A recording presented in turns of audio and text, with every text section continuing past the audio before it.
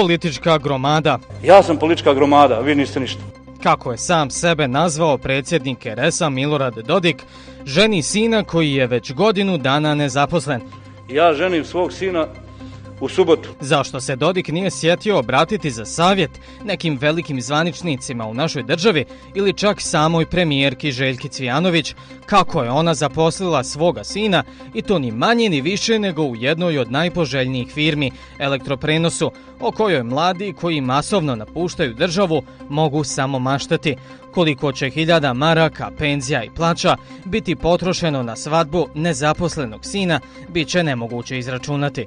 Otišla si jednog dana i odnela naše slove.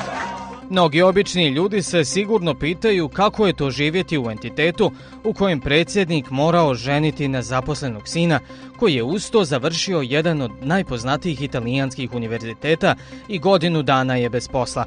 Šta znači organizirati ogromnu dvodnevnu svadbu na kojoj pjeva najpoznatija srbijanska pjevačica Ceca, a dok s druge strane morate zauzeti stav o referendumu zbog kojeg su se digli svi na noge, što u svijetu, što u Bosni i Hercegovini.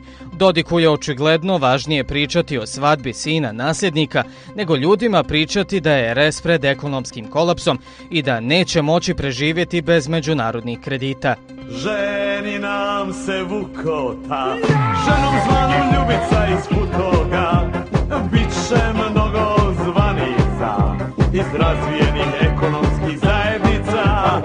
Igorova izabranica je Arijana Demirović, mlada Bišćanka s kojom se upoznao dok je studirao u Italiji. Osim Cece, očekuje se da će među zvanicama biti i režiser Emir Kusturica, kao i političari iz regiona. Pjevači koji će zabavljati goste potpisali su ugovore da ne smiju iznositi detalje sa proslave u javnost.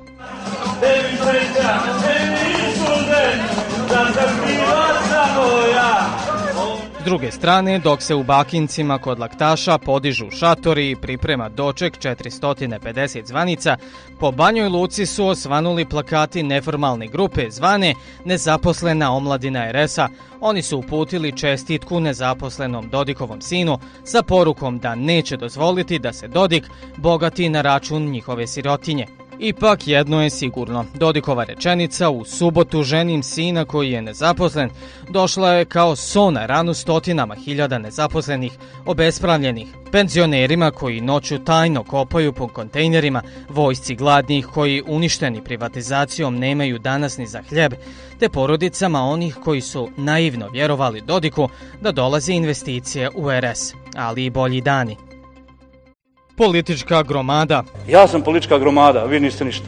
Kako je sam sebe nazvao predsjednik RS-a Milorad Dodik, ženi sina koji je već godinu dana nezaposlen.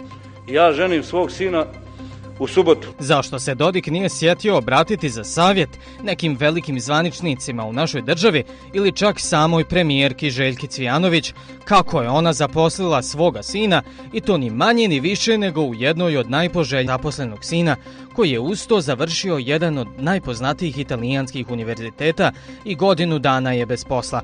Šta znači organizirati ogromnu dvodnevnu svadbu na kojoj pjeva najpoznatija srbijanska pjevačica Ceca, a dok s druge strane morate zauzeti stav o referendumu zbog kojeg su se digli svi na noge, što u svijetu, što u Bosni i Hercegovini.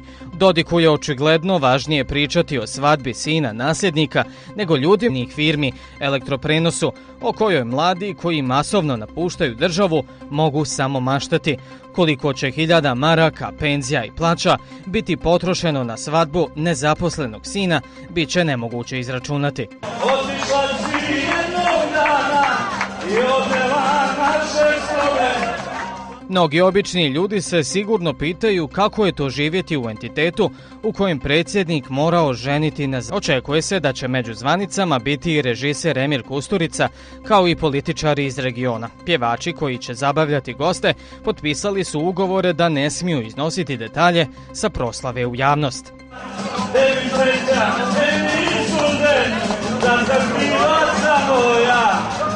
S druge strane, dok se u Bakincima kod Laktaša podižu šatori i priprema doček 450 zvanica, po Banjoj Luci su pričati da je RS pred ekonomskim kolapsom i da neće moći preživjeti bez međunarodnih kredita.